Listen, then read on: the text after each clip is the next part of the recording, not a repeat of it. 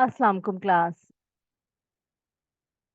आज के लेक्चर में हम प्रॉब्लम 6.8 कंप्लीट करेंगे और ये एक कॉम्प्रिहेंसिव प्रॉब्लम है।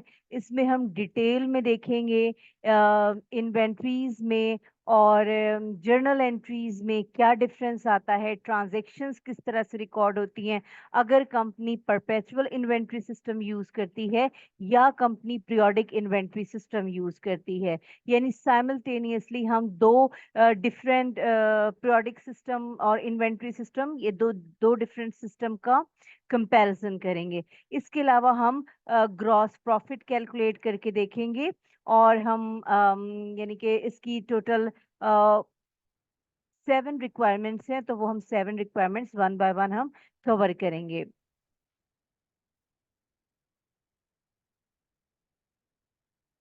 CPI computers, CPI sells computer peripherals at December 31st, 2011. CPI's inventory amounted to 5 lakh. यानी इन्वेंटरी की जो अमाउंट आपको दी हुई है December 31st की बात हो रही है, 2011 December 31st है, तो इसका मतलब है कि ये इन्वेंट्री क्लोजिंग इन्वेंट्री मौजूद है 2011 की। During the first week of in January 2012, यानी कि 2011 की जो ये क्लोजिंग इन्वेंट्री है, तो 2012 के लिए ये क्या हो जाएगी, आपकी ओपनिंग इन्वेंट्री आप मौजूद है। Opening inventory is given. The company made only one purchase and one sale in January. जनवरी के फर्स्ट वीक में वन परचेज ट्रांजेक्शन है, वन सेल ट्रांजेक्शन है। सो परचेज सबसे पहली ट्रांजेक्शन जनवरी 2 को है। Purchased 20 modems at N80 printers from Sharp. Sharp is the name of the company, and the total amount of these machines were 25,000. Term 3 by 10 and by 30. These terms are called credit terms. Means if you pay within 10 days, you will get 3% discount. Otherwise, the net payment days are 60 payment days. And the company purchase, these are the number of units, 20 modems and 80 printers, और इनकी total cost जो दी हुई है, total cost of these machinery was $25,000. So this is we can simply write down the data here, like the company purchase or purchases or inventory. We have amount is $25,000. $25,000 की ये purchase की है और credit terms दिए हुए हैं। इसका मतलब है कि आपने ये क्रेडिट पे परचेज की भी है और इसका मतलब है आपकी अकाउंट्स पेबल या लाइबिलिटी भी इंक्रीज हो रही है by 25,000। And the next entry देखते हैं। नेक्स्ट एंट्री जो 6 जून को थी, 6 जनवरी को है, उसमें क्या डिस्कस है। The company sold 30 different types of products on account to Pace Corporation. On accounts means on credit पे आपने सेल की है। जो आम एंट्री बनती है वो बनती है accounts receivable debit to sales हो जाता है। टोटल सेल्स प्राइस वॉज, ये सेल्स प्राइस दिया हुआ है, क्रेडिट टर्म दी हुई है। The total cost of 30 units was 61 uh, 6,100 net of purchase discount. यानी कि जब आपने परचेज की बात हो रही है, जब परचेज किया होगा तो उस वक्त परचेज डिस्काउंट आपको बताया गया है कि ये this 6,100 basically represent the amount of cost of goods sold which is net of discount receive. CPI has a full-time accountant and computer-based accounting system. It records sales at the gross sales price पे ये sales record करते हैं, and purchases at net cost means net of credit, net of purchase discount, and maintains subsidiary ledgers for accounts receivable, inventory and accounts payable. इनके subsidiary ledger भी company maintain करती है। यानी कि जिन कस्टमर से ये परचेज कर रही होती है वो सारा ये काम करते हैं। Briefly describe the operating cycle of a merchandising company. Identify the assets, liabilities directly affected by this cycle. Okay. सबसे पहले तो आपको पता होना चाहिए what do you mean by merchandising company. So merchandising company क्या होती है? ये वो businesses होते हैं जो मैन्युफैक्चरर से बना बनाया गुड्स यानी ready to sell goods purchase करते हैं and then they sell to the customers. जैसे अब आप एग्जांपल ले सकते हैं, हमारे पास अल्फतेह है, हाइपर स्टार है, या आप कारफोर की एग्जांपल ले लें, तो ये क्या है? They are basically merchandising companies और trading companies and they purchase manufactured goods or inventory from the manufacturer and sell to the customers. So ये इनकी ऑपरेटिंग साइकिल है। अच्छा, अब इसमें एसेट्स या लाइबिलिटीज क्या इन्वॉल्व हो जाती है? इसमें जाहिर सी बात है, आप जब आप गुड्स परचेज करते हैं तो इसमें इन्वेंटरी इन्वॉल्व होती है। अगर ओपनिंग क्लोजिंग इन्वेंट्री आप एडजस्ट करते हैं, जो क्लोजिंग इन्वेंट्री आती है that would be your current asset. इसके अलावा अकाउंट्स पेबल है, आपने जाहिर सी बात है इन्वेंट्री परचेज की है, पैसे आपने देने हैं, तो फिर ये क्या हो जाएगा? ये आपके accounts payable is your liability. इसके अलावा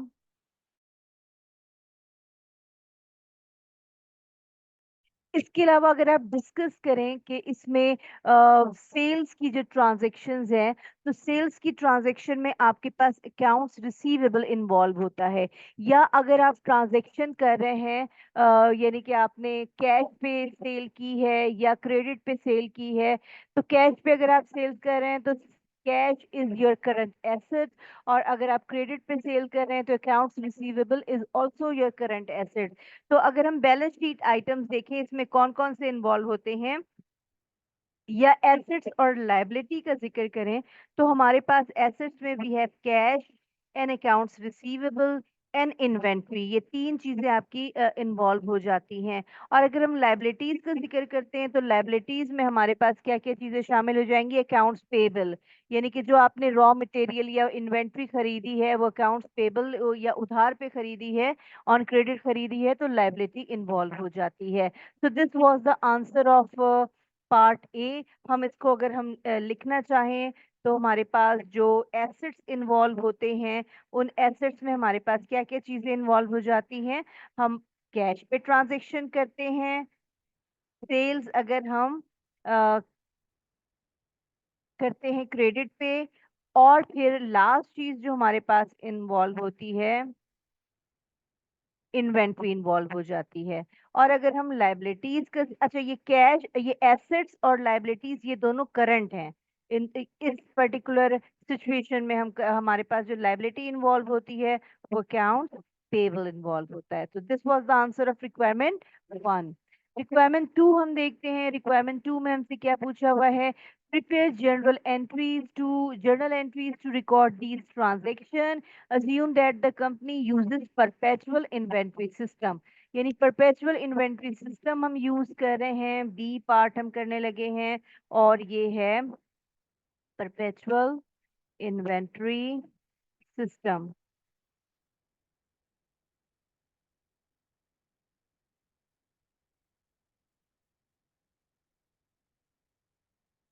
इन्वेंट्री सिस्टम, ओके। सो इसमें हमारे पास एक कॉलम बनेगा डेट का, एक कॉलम बनेगा अकाउंट्स टाइटल्स का, फिर हमारे पास डेबिट है और क्रेडिट है। तो एंट्रीज हम देख लेते हैं। हमारे पास एंट्रीज दो डिफरेंट ट्रांजेक्शन्स दी हुई हैं। जनवरी की purchase 20 modems and 80 printers from sharp. Sharp company से परचेज किया है, परपेचुअल इन्वेंट्री सिस्टम है। तो हमारे पास यहाँ पे जैन टू डेट आ गई, हमारे पास इन्वेंटरी डेबिट हो जाएगी, और क्योंकि आपने उधार पे किया है, क्रेडिट पे किया है, तो अकाउंट पेबल क्रेडिट हो जाएगा। और किस कंपनी से किया है, यहाँ पे हमने नाम भी लिख दिया कि शार्प कंपनी से हमने परचेज किया है। क्रेडिट टर्म मौजूद है। अच्छा, यहाँ पे क्रेडिट टर्म मौजूद है, उसको हम यूटिलाइज करेंगे। और यहाँ सवाल में क्लियर कट लिखा हुआ था कि कंपनी जो है वो रिकॉर्ड करती है net of discount, this one net of purchase discount पे कंपनी रिकॉर्ड करती है। तो अमाउंट कैसे हम कैलकुलेट करेंगे, कितनी हमने परचेजेस की, 25,000 की। और अगर हम टाइमली पेमेंट कर देते हैं तो हमें कितना डिस्काउंट मिलेगा, 3% डिस्काउंट मिलेगा। तो 25,000 का अगर हम 3% कैलकुलेट करते हैं तो 25,000 टाइम 3 डिवाइड बाय 100, तो हमारा आ जाता है 750। यानी 750 इज आवर डिस्काउंट। और इन्वेंट्री आपने कितने की परचेज की है, 25,000 की। इसमें से माइनस कर दें 750, तो आपकी जो अमाउंट आएगी वो नेट ऑफ डिस्काउंट आएगी, जो कि आ रही है 24,250। यहाँ पे भी हम कितना लिख देंगे, 24,250 हम यहाँ पे लिख देंगे। तो ये आपकी एंट्री थी जो जनवरी 2 की थी। इसके बाद हमने नेक्स्ट एंट्री पास करनी है जनवरी 6 की। और जनवरी 6 में क्या हो रहा है, कंपनी सेल्स कर रही है और सेल्स से रिलेटेड दो चीजें दी हुई हैं। सेल्स प्राइस इज गिवन, और उसके अलावा आपको जो सेल्स हो रही है उसकी कॉस्ट भी गिवन है। और कॉस्ट क्या है, नेट ऑफ डिस्काउंट गिवन है। तो जब हम सेल्स करते हैं तो सबसे पहले कैश पे नहीं है, अकाउंट्स रिसीवेबल पे है, तो हम अकाउंट्स रिसीवेबल डेबिट कर देंगे। कितनी अमाउंट हमें मिलेगी, हमें मिलेगी 10,000, यानी जो प्राइस है उससे हमने यहाँ पे डेबिट कर दिया। और ये हमें अमाउंट क्यों मिलेगी, क्योंकि हमने सेल्स की है, तो सेल्स हमने क्रेडिट कर दिया 10,000 से। सेल्स यहाँ पे क्रेडिट हो गया। लेकिन सेम डेट को हमने कॉस्ट भी रिकॉर्ड करनी है, तो कॉस्ट ऑफ गुड्स सोल्ड, ये परपेचुअल इन्वेंट्री सिस्टम में हम साइमल्टेनियसली रिकॉर्ड करते जाते हैं, क्योंकि अप टू डेट हमने डेटा अपना रखा होता है। ये ऑलरेडी नेट ऑफ डिस्काउंट है, तो हम सिंपल ये वाली अमाउंट ले लेंगे, दिस वन। ये देखें, सीपीआई की कॉस्ट लिखी हुई है, तो यहाँ पे हमने 6,100 रिकॉर्ड कर ली। और इसी तरह 6,100 हमने एंट्री पास कर दी। तो ये एंट्री थी, that was the requirement number B में हमने एंट्री पास की है अंडर परपेचुअल इन्वेंट्री सिस्टम। उसके बाद पूछा हुआ है रिक्वायरमेंट नंबर सी में, रिक्वायरमेंट नंबर सी, इसमें क्या पूछा हुआ है, compute the balance in inventory account at the close of business on January 6। क्योंकि परपेचुअल इन्वेंट्री सिस्टम है, अप टू डेट इंफॉर्मेशन है, आप बताइए कि कितना बैलेंस होगा। तो सबसे पहले हम देखते हैं कि हमारे पास क्या कोई ओपनिंग बैलेंस मौजूद है। तो बिल्कुल हमने शुरू में डिस्कस किया था कि हमारे पास ओपनिंग बैलेंस है। इसके अलावा इन्वेंट्री जहां जहां डेबिट हो रही है, तो इसका मतलब है इन्वेंट्री प्लस हो रही है। ये परचेजेस है, तो ओपनिंग में हम परचेजेस प्लस करते हैं, और फिर हम माइनस कर देंगे जो इन्वेंट्री हमने सेल कर दी है। तो हमारे पास क्या आ जाएगा, इन्वेंट्री का क्लोजिंग बैलेंस। तो यहाँ पे हम इन्वेंट्री ओपनिंग बैलेंस ले लेंगे। इसमें हम ऐड कर देते हैं कोई भी इन्वेंट्री जो आपने परचेज की है। ये सिंपल आप इसको लिख सकते हैं, परचेजेस। तो आपके पास इन दोनों को ऐड करने के बाद क्या आएगा, कॉस्ट ऑफ गुड्स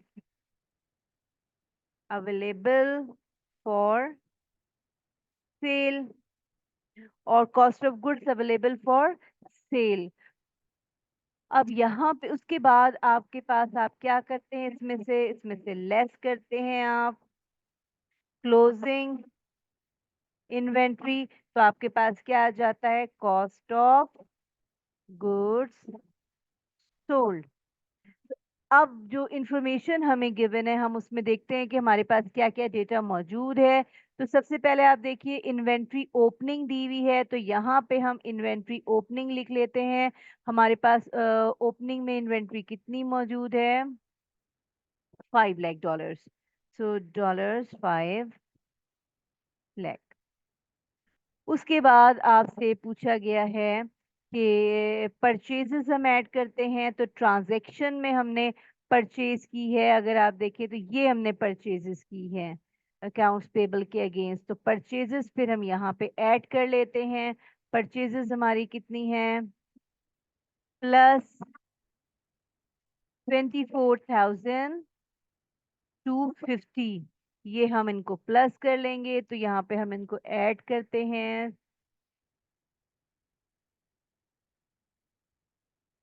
और इसके बाद हम क्या करेंगे, इसके बाद हम क्लोजिंग इन्वेंट्री लेस कर देंगे, वो हमारे पास नहीं है। तो हम क्या करते हैं कि हम कॉस्ट ऑफ गुड्स सोल्ड लिख देते हैं, जो कि हम हमें दी हुई है। कॉस्ट ऑफ गुड्स सोल्ड यानी कि जो हमने गुड्स बेचे हैं उनकी कॉस्ट कितनी आ रही है, तो वो कहाँ मौजूद है, वो भी सवाल में गिवन है, और वो कहाँ गिवन है, दिस वन, ये कॉस्ट ऑफ गुड्स सोल्ड। तो कॉस्ट ऑफ गुड्स सोल्ड हम लिख देते हैं यहाँ पे।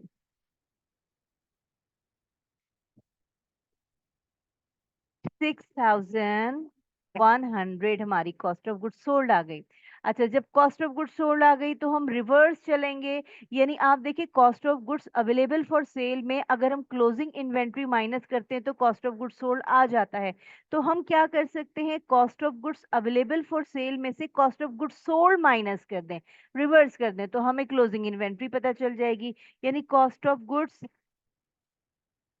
सोल्ड और cost of goods available for cell का हम डिफरेंस ले लेते हैं, 250, और इसमें से हम माइनस कर देंगे 6100। तो आप चेक कीजिए कि हमारे पास जो अमाउंट आ रही है ये अमाउंट क्या है। This is your closing inventory, closing inventory आ गई, तो हमने क्लोजिंग इन्वेंट्री लिख दी, और ये हमने बैलेंसिंग फिगर से, so ये आंसर था आपकी रिक्वायरमेंट नंबर सी का, तो हम इसको हाईलाइट कर देते हैं। इसके बाद रिक्वायरमेंट नंबर डी है, prepare journal entries to record two transactions assuming that the company uses periodic inventory system. तो मैं आपको यहाँ पे साथ में ही कंप्यूट करके दिखा रही हूँ ताकि हमारे पास कंपैरिजन हो जाए, हम इसको कंपेयर कर सकें फॉर लर्निंग पर्पस। तो डी पार्ट हम करने लगे हैं, पीरियोडिक इन्वेंटरी सिस्टम। तो हम देखते हैं कि पीरियोडिक इन्वेंट्री सिस्टम पे किस तरह से ट्रांजैक्शंस रिकॉर्ड होती हैं। कॉलम हमारे पास वही बनता है डेबिट एंड क्रेडिट का, दिस वन। ओके, सो इसको हम डिफरेंट कलर से हाईलाइट कर लेते हैं ताकि हमें कंपैरिजन इजी हो जाए हमारे लिए।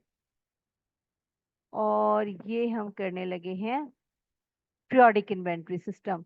तो पीरियोडिक इन्वेंट्री सिस्टम वो इन्वेंट्री सिस्टम होता है जो अप टू डेट नहीं होता, उसके ऊपर सारी ट्रांजैक्शन यानी कि उस वक्त ही आप सारी कैलकुलेशन नहीं कर सकते हैं, आपको फिर पीरियड एंड का वेट करना पड़ता है, और फिर फिजिकल इन्वेंट्री काउंट होता है और उसके बाद पता चलता है।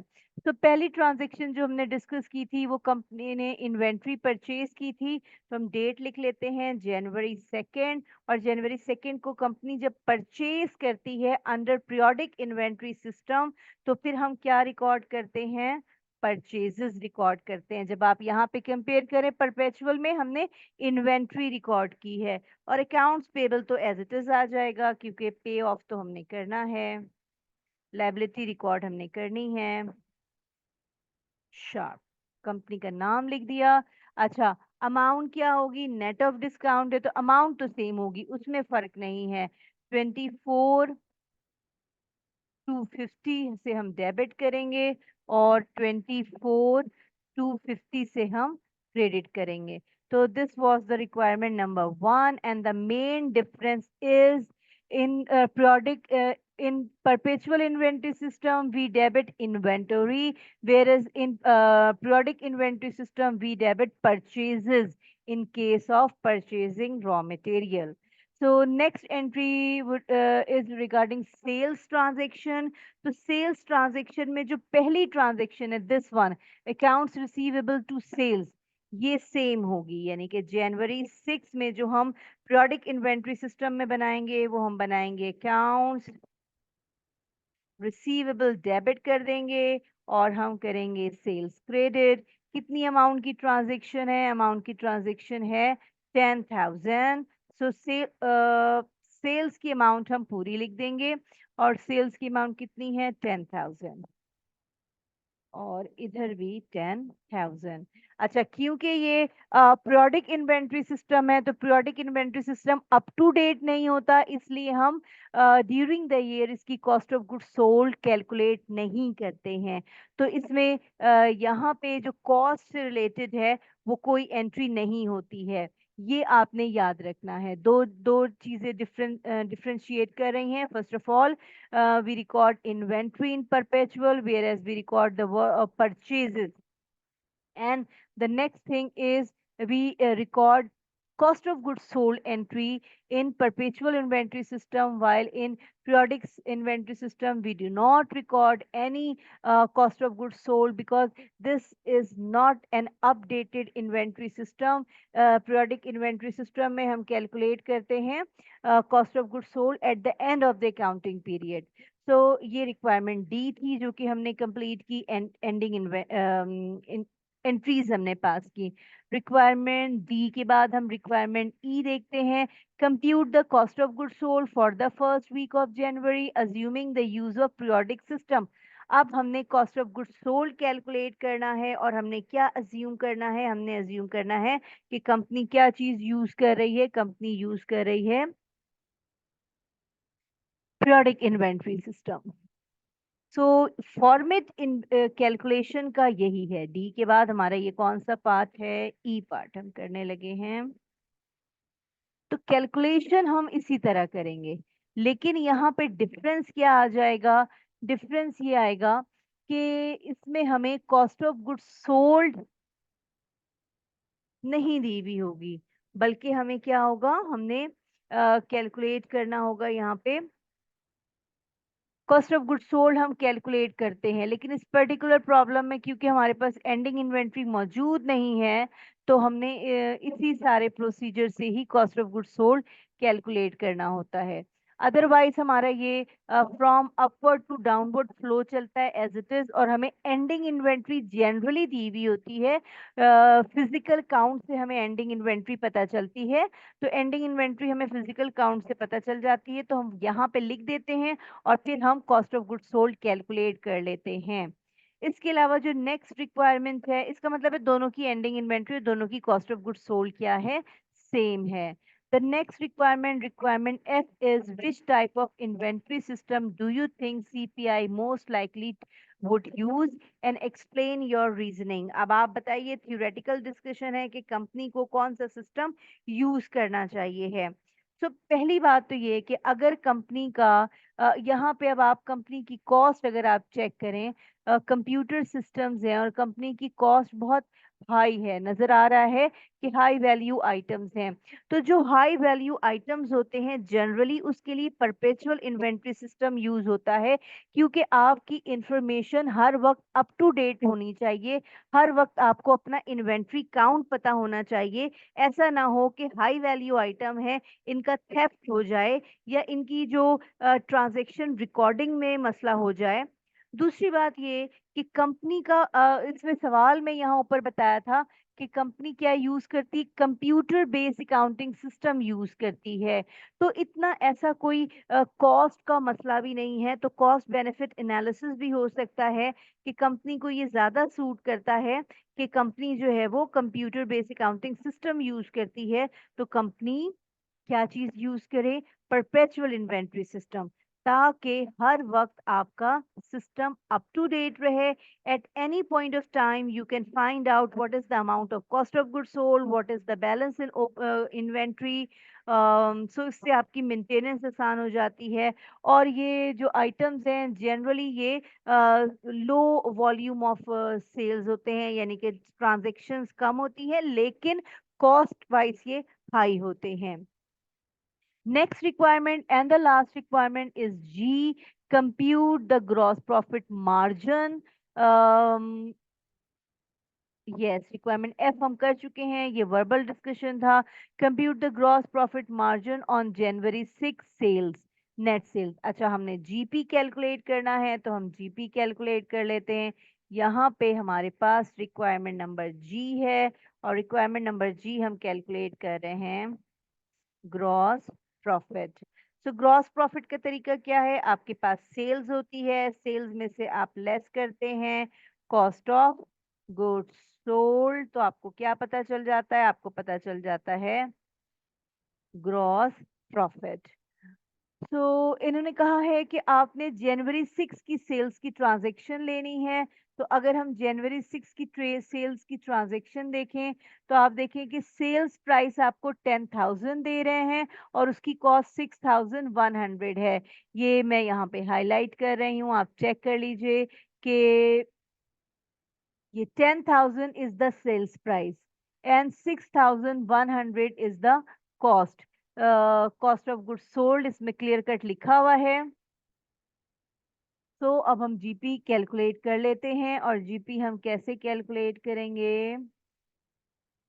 ये हमने फॉर्मूला लिखा है। सो सेल्स कितनी है? सेल्स अभी हमने जिक्र किया 10,000, तो हम यहाँ पे लिख लेंगे dollar 10,000। Cost of good sold, ये cost of good sold compute हुई हुई है, माइनस 6,100। ये हम माइनस कर देंगे तो हमारे पास जीपी आ जाएगा, और जीपी हमारे पास कितना आ रहा है हम इसको कैलकुलेट करके देख लेते हैं। तो ग्रॉस प्रॉफिट इज 3,900।